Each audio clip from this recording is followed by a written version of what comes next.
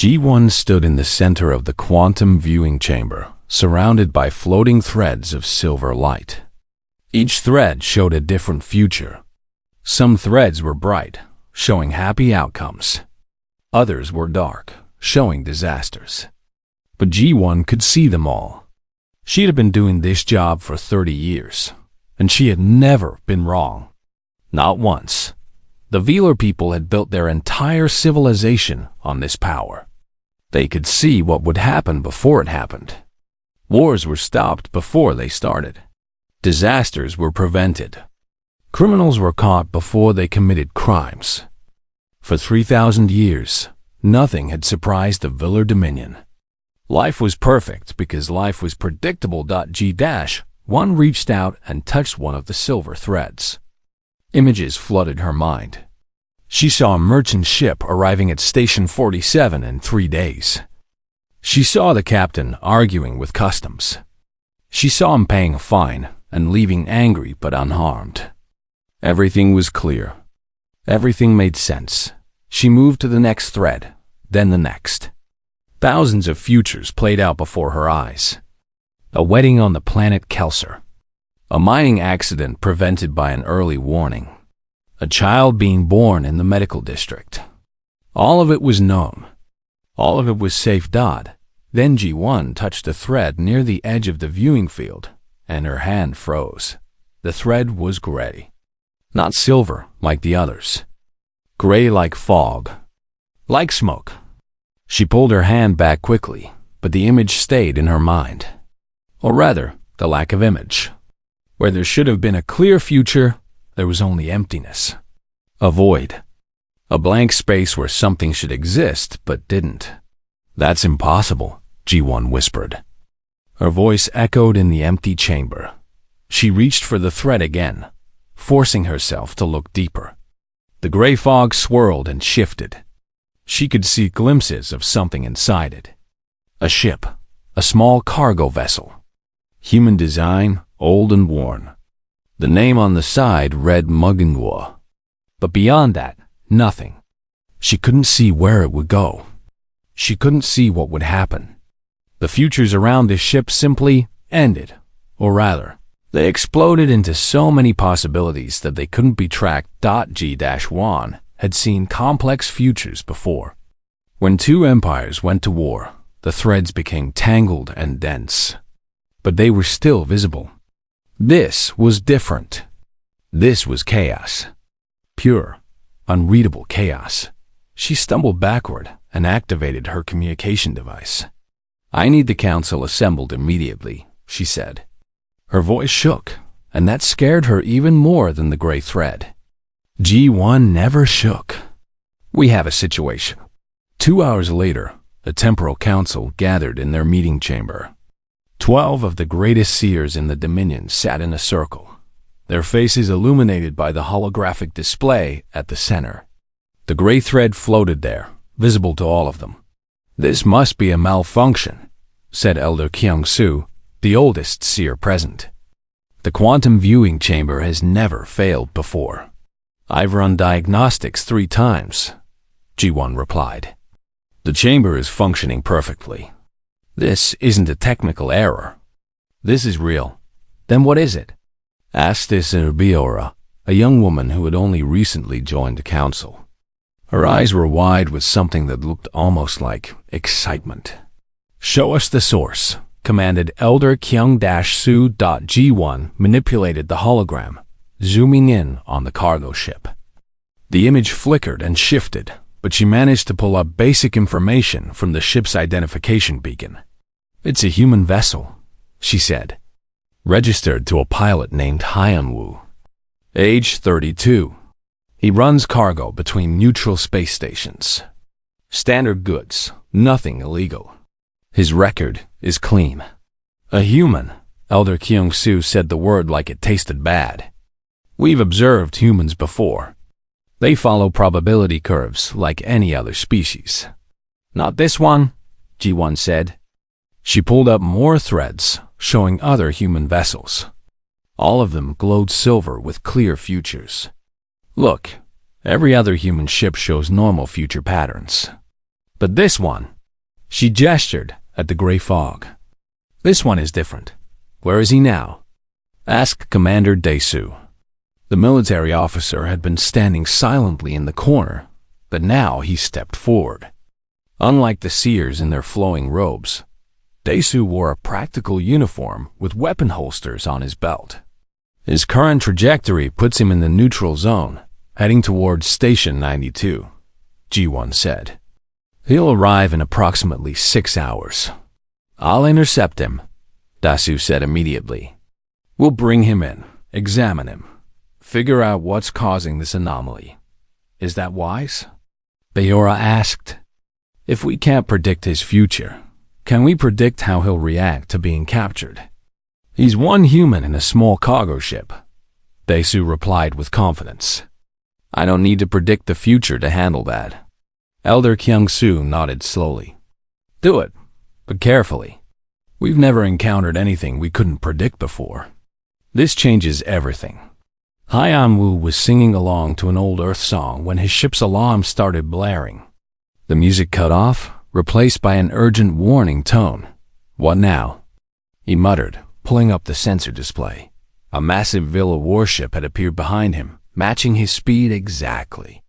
It was at least 50 times the size of the Magongwa, bristling with weapons and sensor arrays. Attention cargo vessel Magongwa. A voice crackled over his communication system. This is Commander Desu of the Velar Defense Fleet. Cut your engines and prepare to be brought aboard. Do not resist. Hyan-woo stared at the display in confusion. Hello? This is Hyan-woo. I think there's been some kind of mistake. I'm just carrying engine parts and medical supplies. Nothing illegal, I promise. This is not a customs inspection, the commander replied. Cut your engines now. But I have a delivery schedule, Hyan-woo protested. If I'm late, I don't get paid. And I really need to get paid because a tractor beam locked onto his ship. And suddenly Hyan-woo wasn't in control anymore. The Magongwa lurched forward, pulled toward the massive warship like a fish on a hook. Okay. Hyan-woo said, hitting buttons frantically. I'm cutting engines. No need to be aggressive about it. But the Velar weren't listening. The tractor beam guided his small ship into the warship's hangar bay.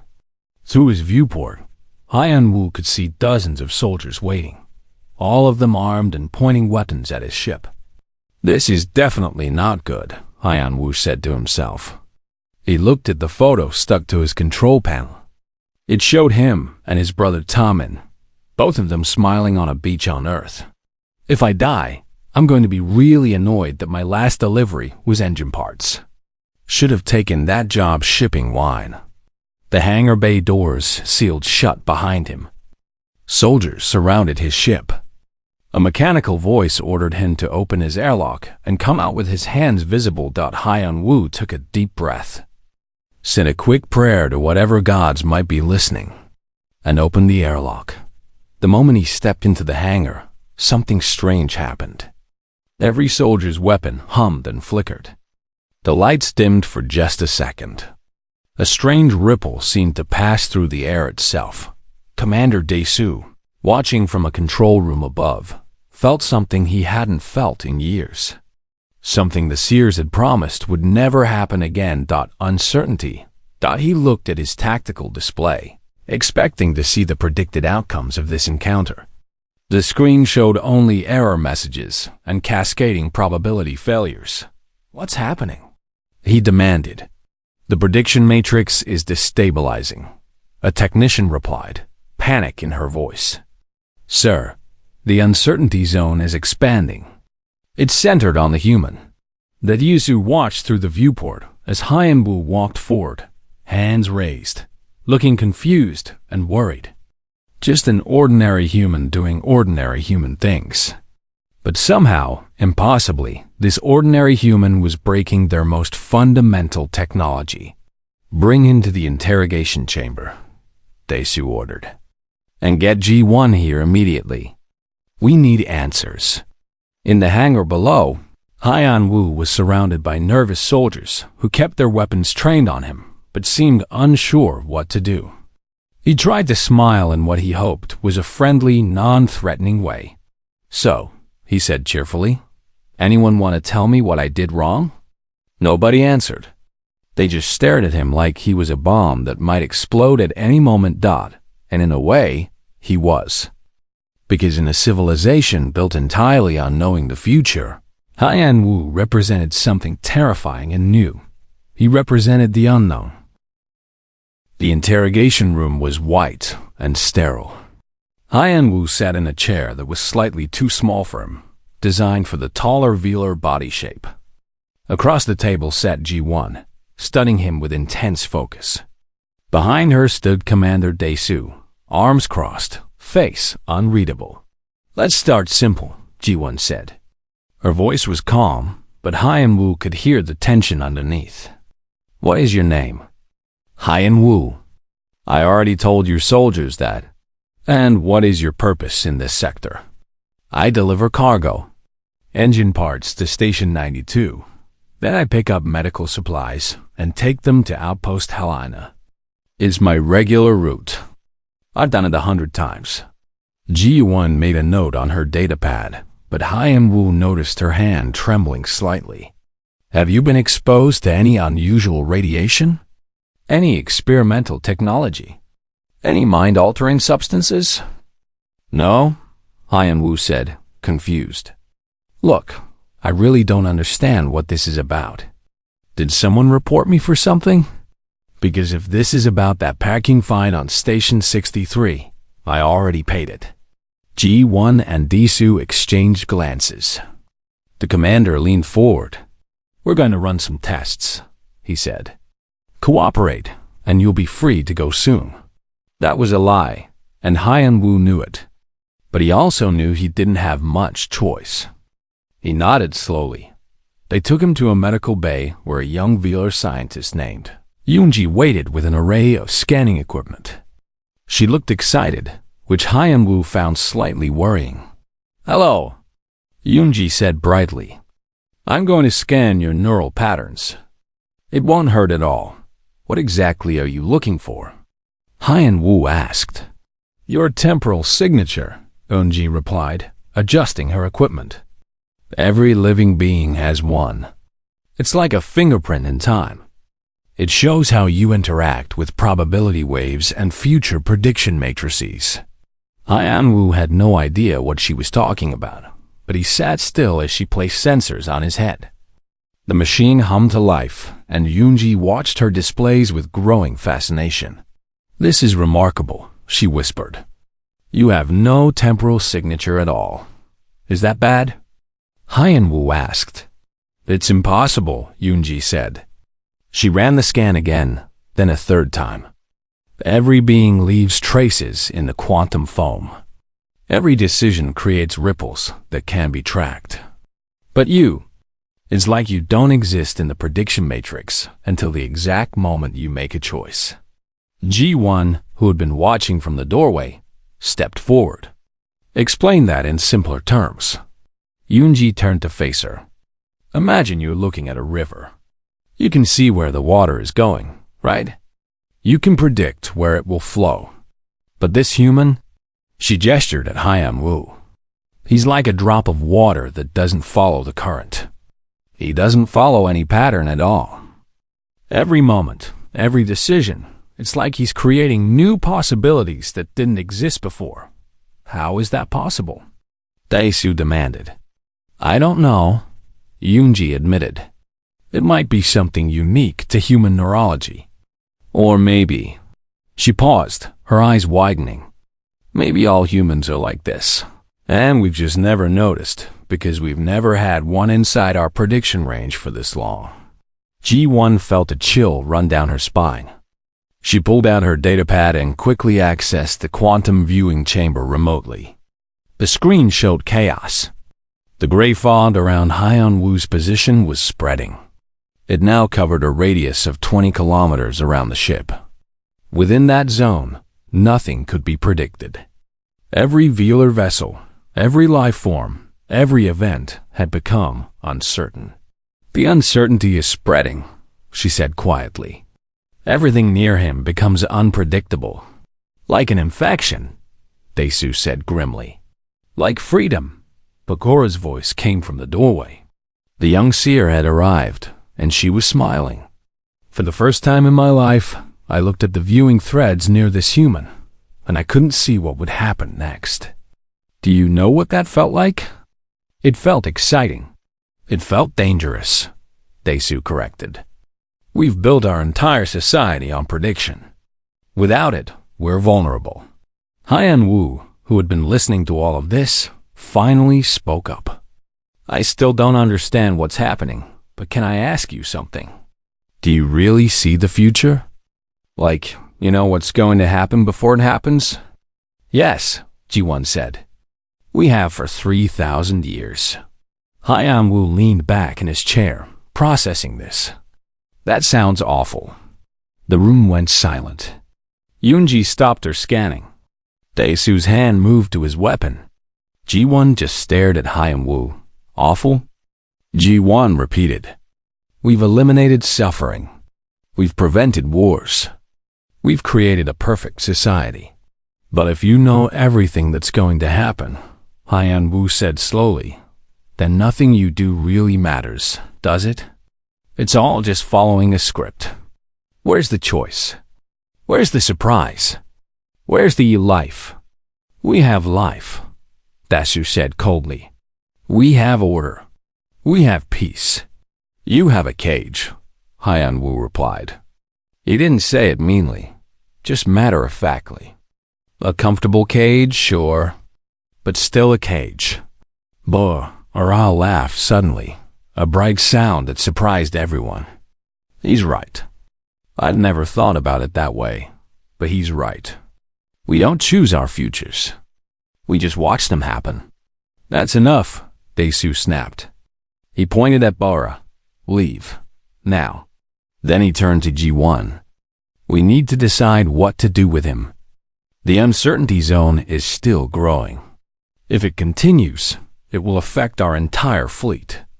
Our predictions will be useless.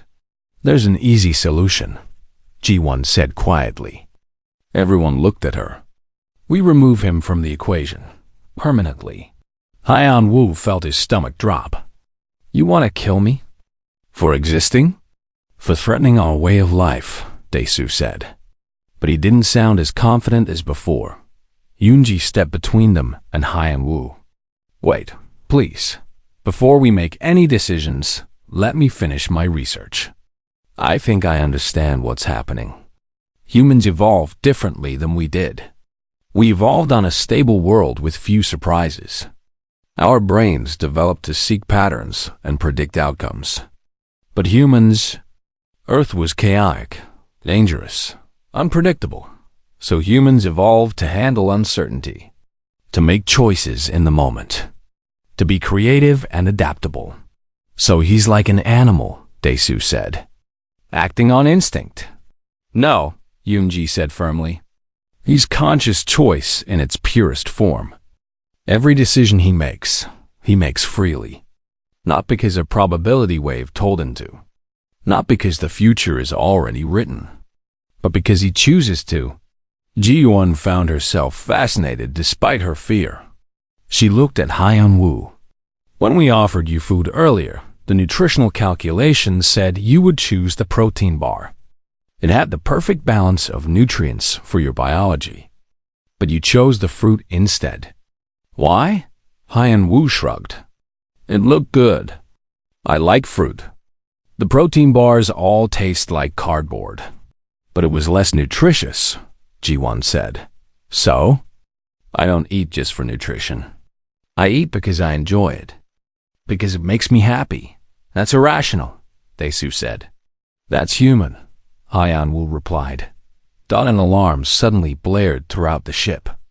A technician's voice came over the speakers, panicked and urgent. Commander, we have an emergency. The Kelthar Empire's fleet has just entered our space. They're heading straight for the border stations. But sir, we can't predict their movements. They're inside the uncertainty zone. We don't know what they'll do next. Tasu's face went pale. The Kelthar had been planning an invasion for months. The seers had seen it coming and had prepared countermeasures. Every move had been predicted and countered before it even happened. The war was supposed to be over before it started, but now, with Haiyan-Wu's uncertainty zone expanding across the sector, none of those predictions worked anymore. How many ships? Ju-Su demanded. 300, sir. They've entered the uncertainty field. We can't track them. We don't know which stations they'll attack first. Dae-Su looked at Haiyan-Wu, and for the first time, there was real fear in his eyes. What have you done? I didn't do anything, Haiyan-Wu said, standing up. But maybe I can help. Help? How?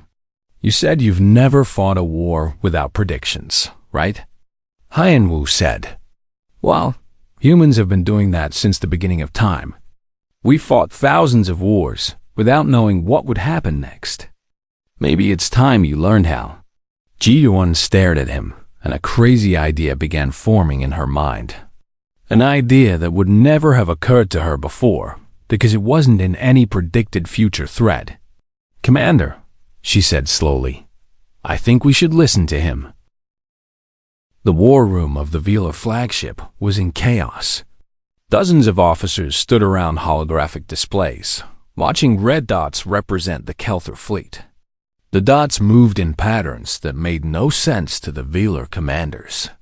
They would start toward one station, then suddenly change course. They would group together, then scatter for no apparent reason.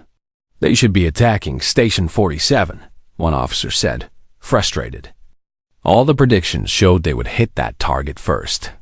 But they're not, Dae-Su said, his voice tight with stress. They're heading toward the fuel depot at coordinate 779. No, wait. They're turning again. Ji-1 stood next to him, her hands shaking. For 3,000 years, her people had never faced true uncertainty. Now they were paralyzed by it. They had forgotten how to think without seeing the future first. Haiyan-Wu stood behind them, watching. He had asked for access to the command center, and surprisingly, Dae-Su had agreed.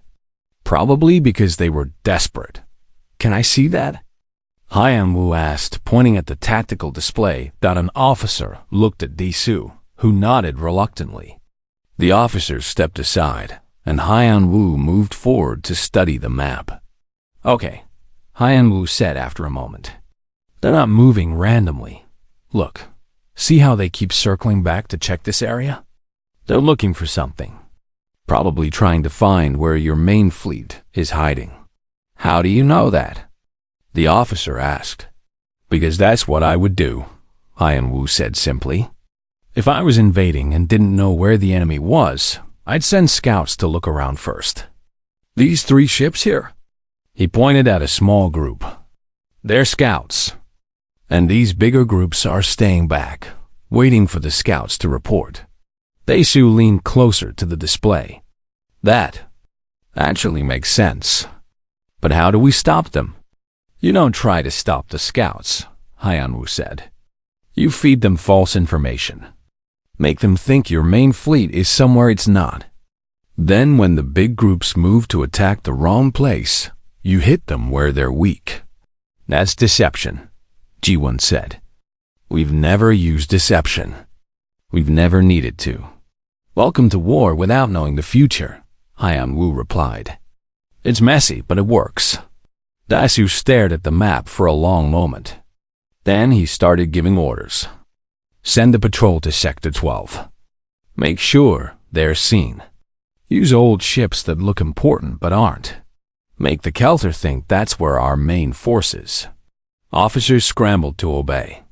For the first time in the battle, the Velar were making their own decisions instead of following predicted outcomes.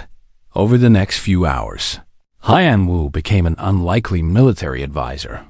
He sat with the Velar officers, explaining human tactics that had been used for thousands of years.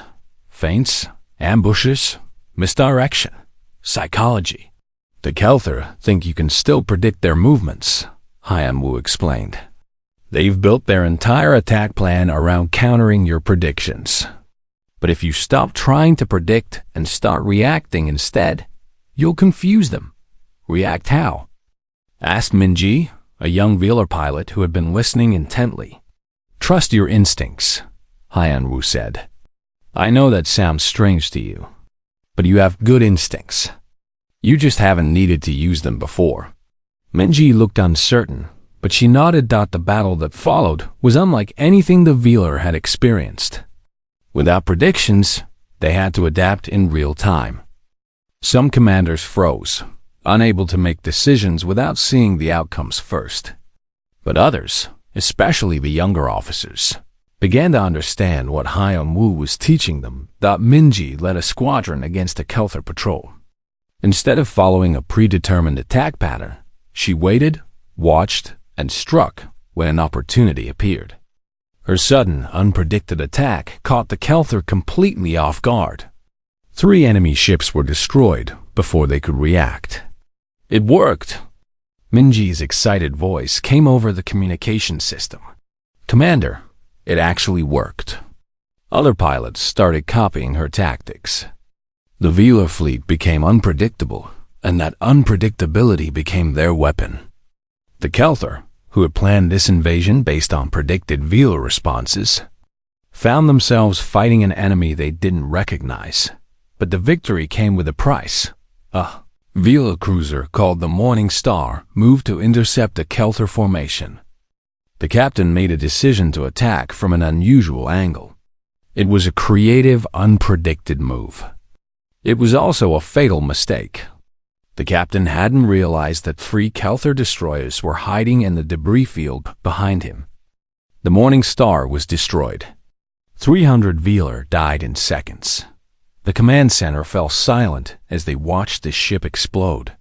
This is what happens without predictions, Besu said quietly. His voice was full of pain. People die because we make wrong choices. Hyanwu felt sick.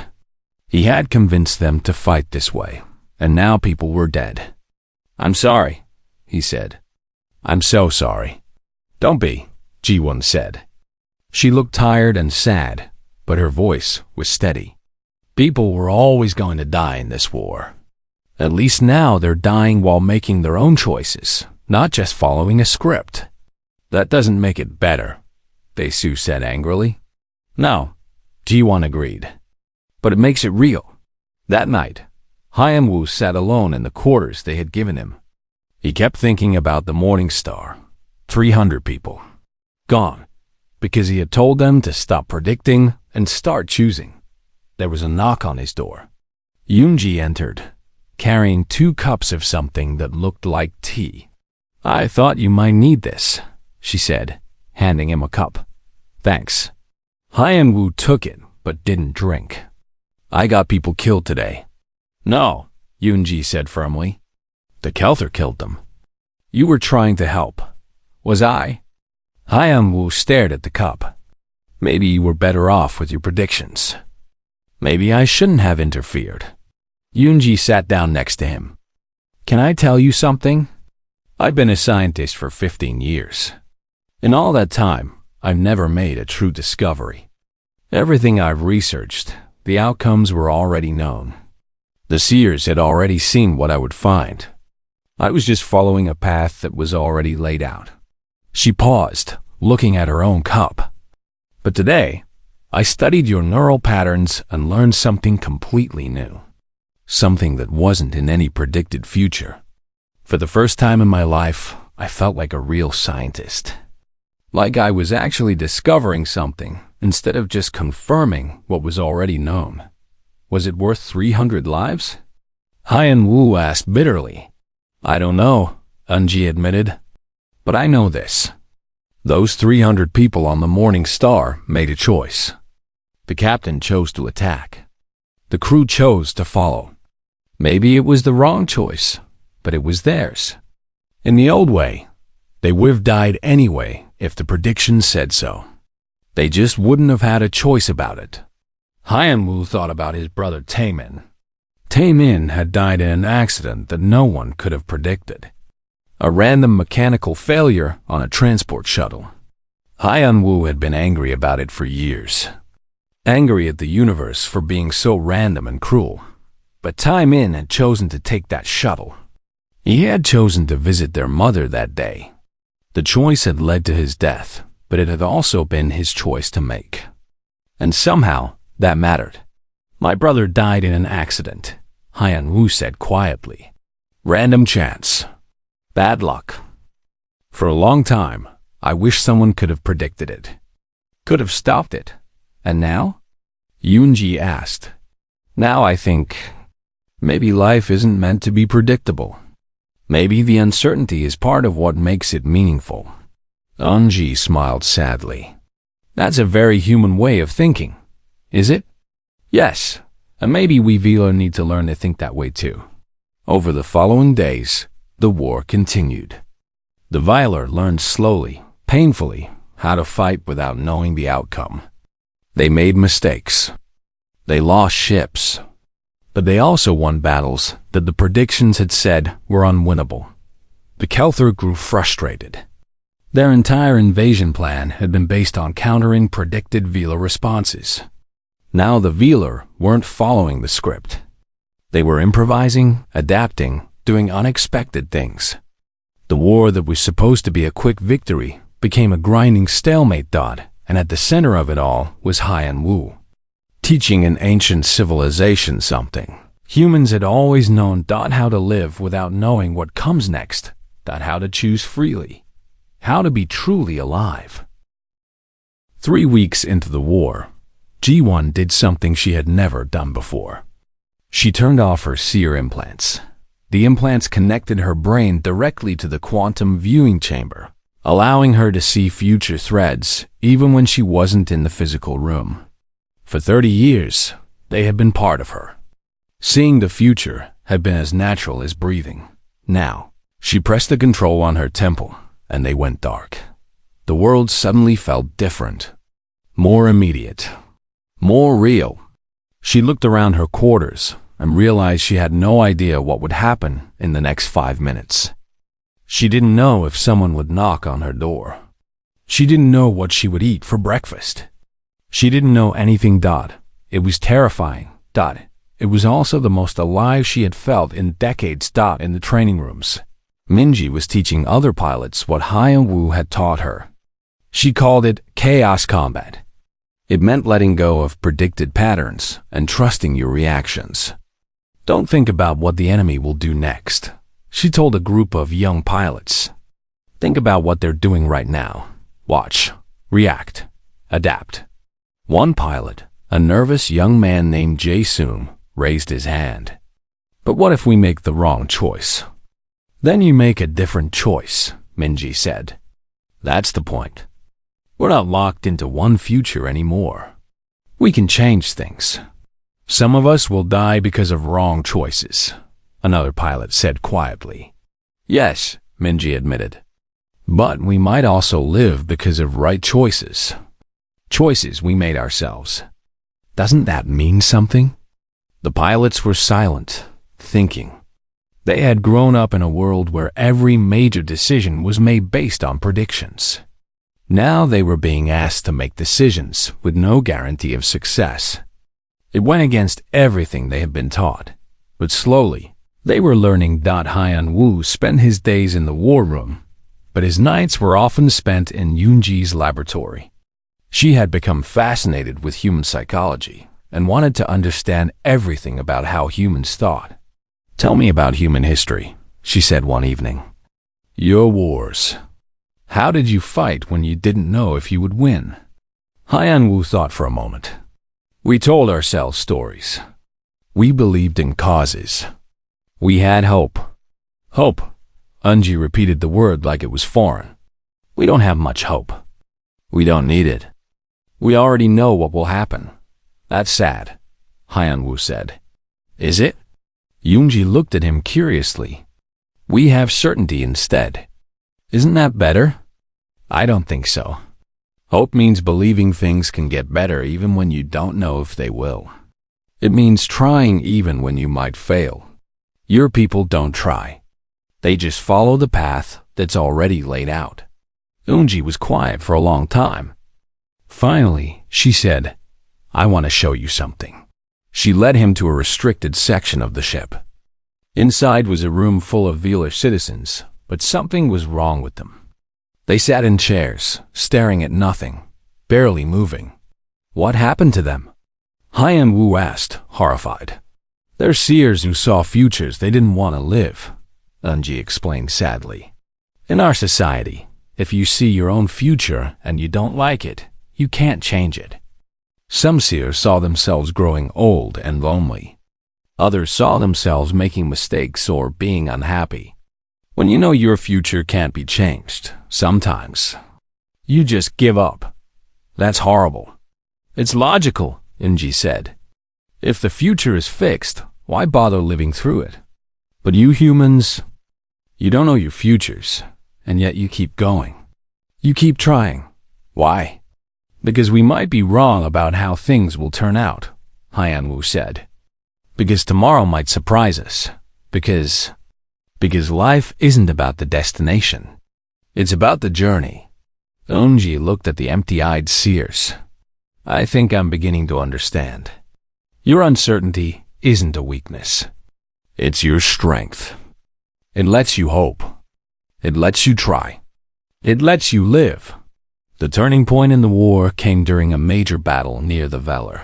Homeworld. The Kelthar had gathered their largest fleet, 300 ships, and were making a final push toward the heavily populated core systems. The Velar had only 200 ships to defend with in the old days. The seers would have seen this coming months ago and prepared the perfect defense. But now, without predictions, the Velar commanders were panicking. We're outnumbered, Daisu said, staring at the tactical display. Even with unpredictable tactics, we can't win a straight fight against those numbers. Then don't fight straight, Hyan Wu said. What do you mean? Hyan Wu studied the display. An idea was forming, but it was crazy. So crazy that no prediction would have ever suggested it.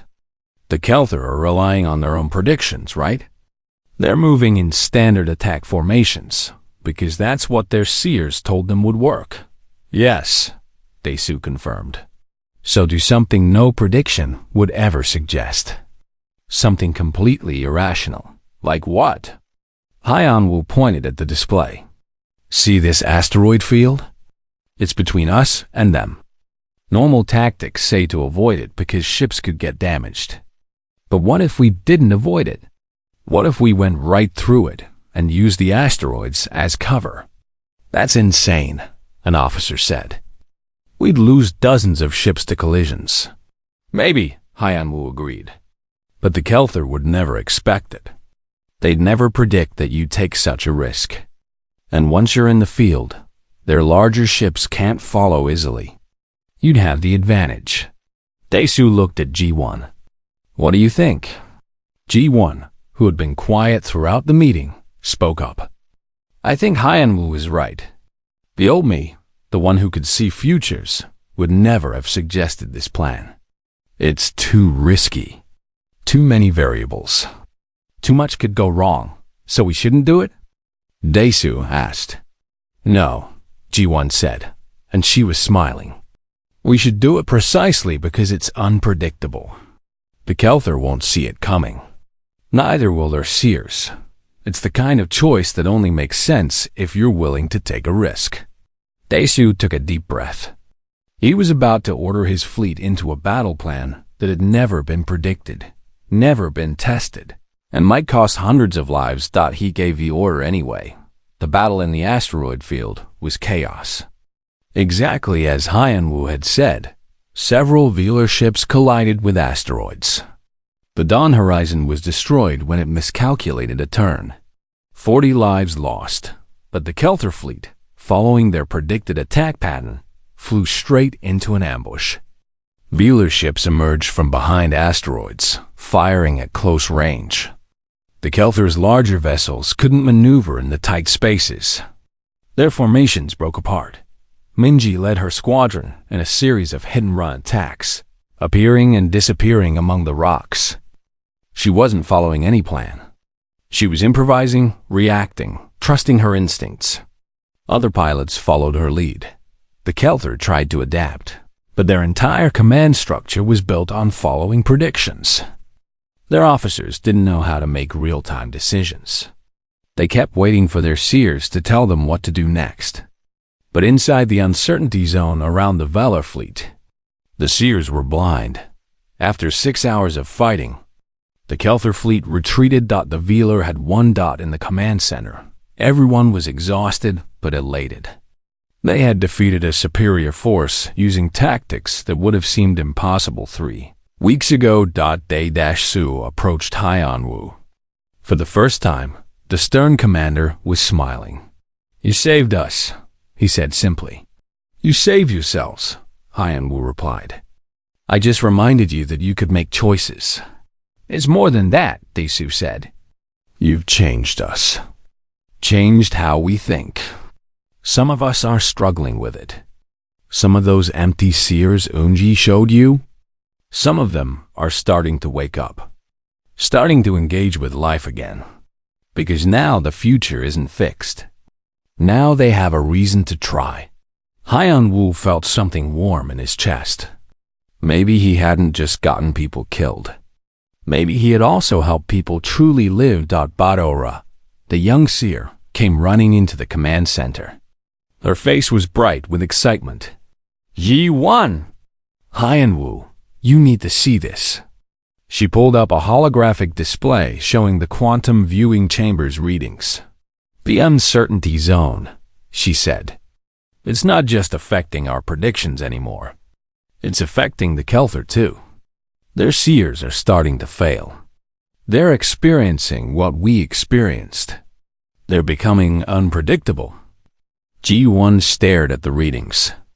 "The uncertainty is spreading to them? How?" "I think," Unji said slowly, "that uncertainty might be contagious. Once you experience true choice, once you stop following predictions, it changes how you interact with probability itself." "So the Kelthar are learning what we learned," Desu said. "Yes," Baora replied. "And they're just as confused and scared as we were." Hyanwu looked at all of them.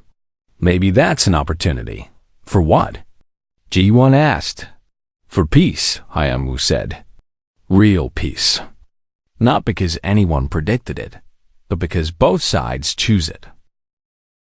The Kelthar delegation arrived on the Velar flagship under a white flag. Their lead seer, a woman named Yuna, looked tired and confused. Behind her stood several Kelthar, military officers who kept glancing nervously at their surroundings. Hyanwu watched from the side of the meeting room as Ji-1 welcomed them. This peace talk hadn't been planned.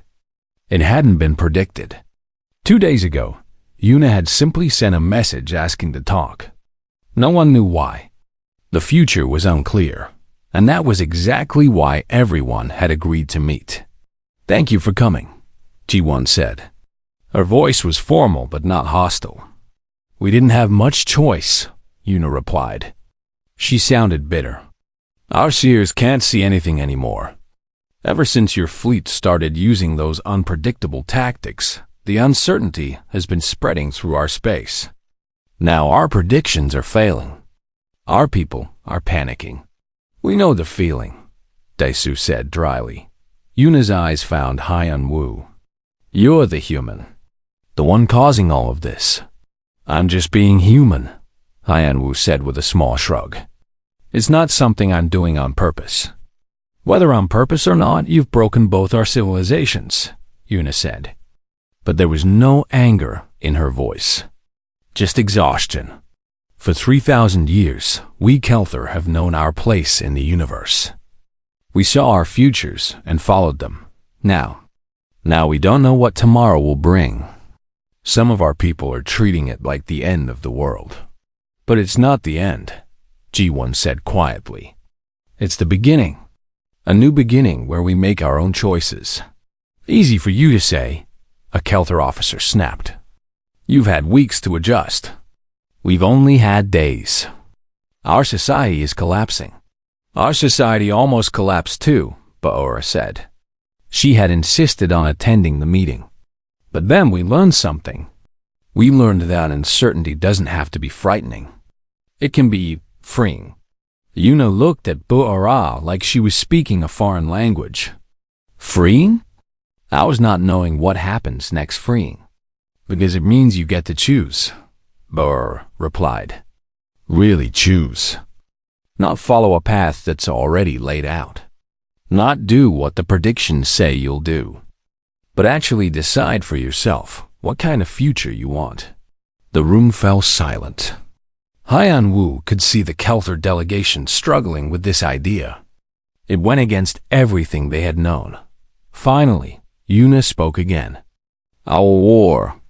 All our battles. They were predicted. Both sides saw futures where we won.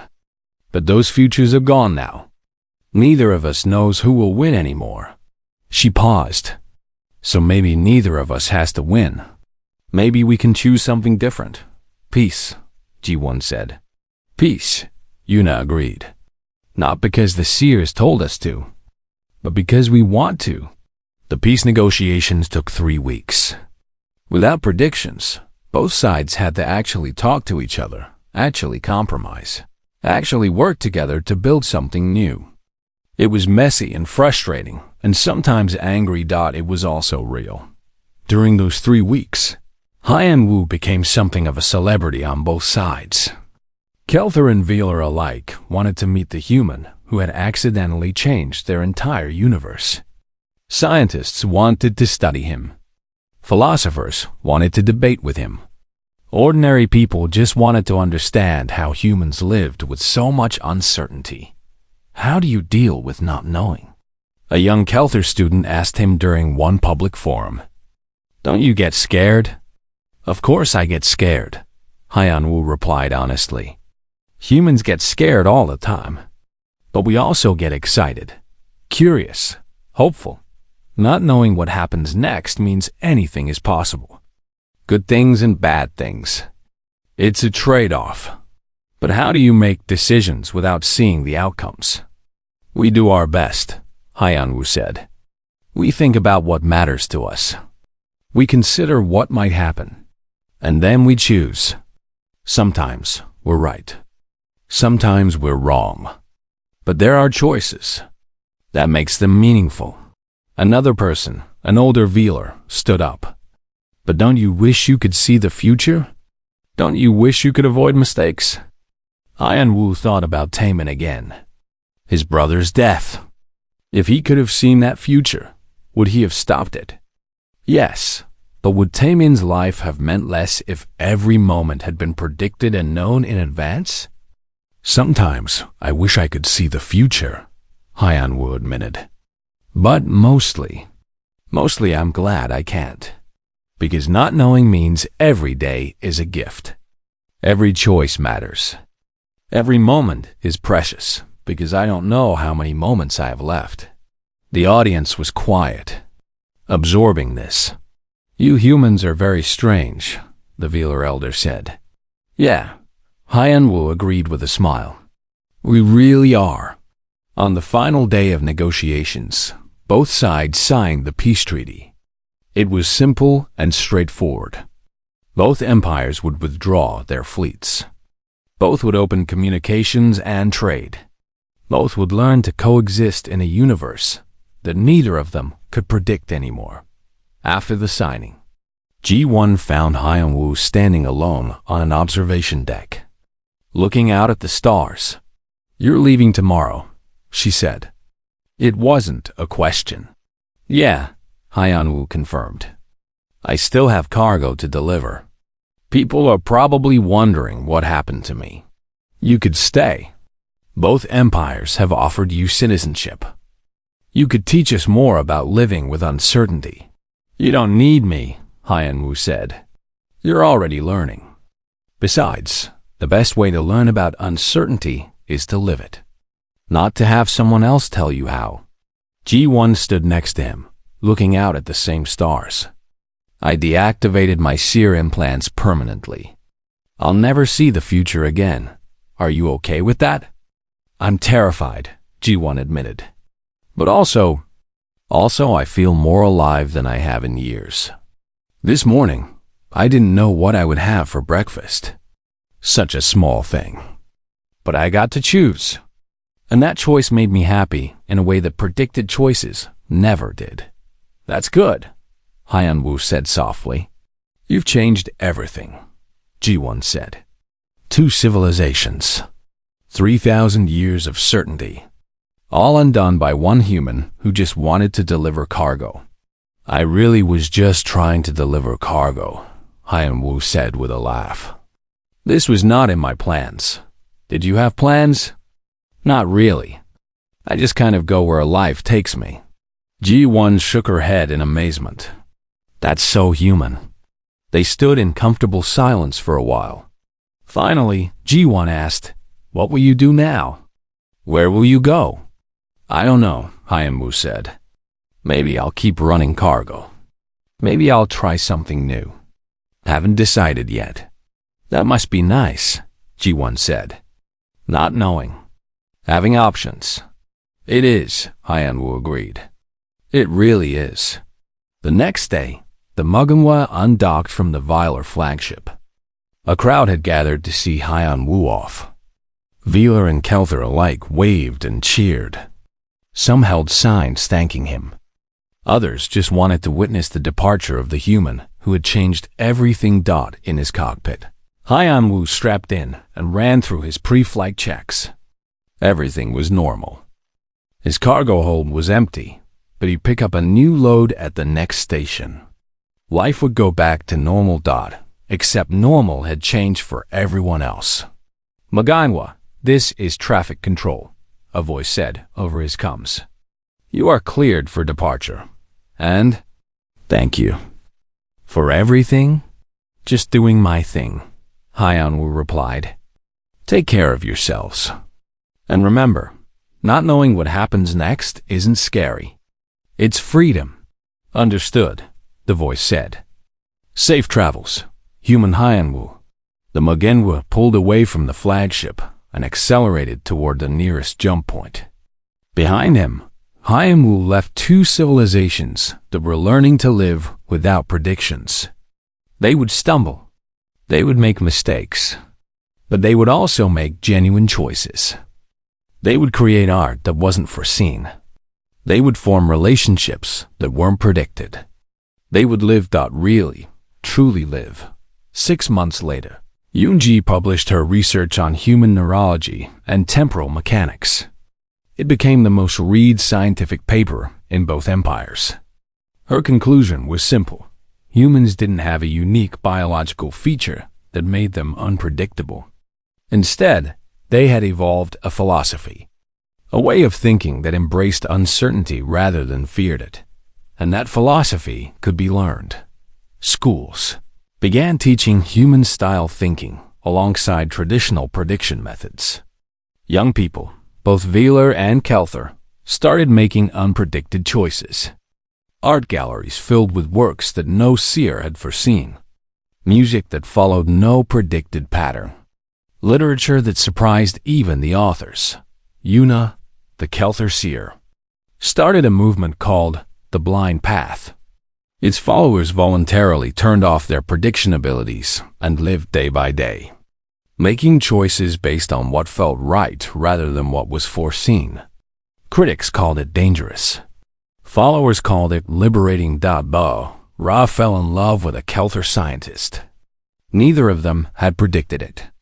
Neither of them had seen it coming.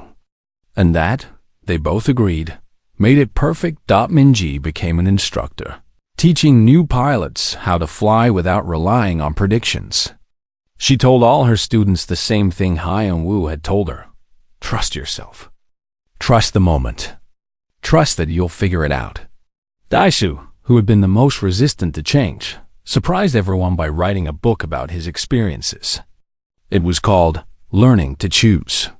In it, he admitted that his finest moment as a commander hadn't come from following predictions, but from making a split-second decision during the asteroid battle. A decision only he could make. And G1, The seer who had first discovered the gray thread in the future became an advocate for uncertainty. She traveled between systems, giving talks about the beauty of not knowing. Her most famous quote became a motto for the new era: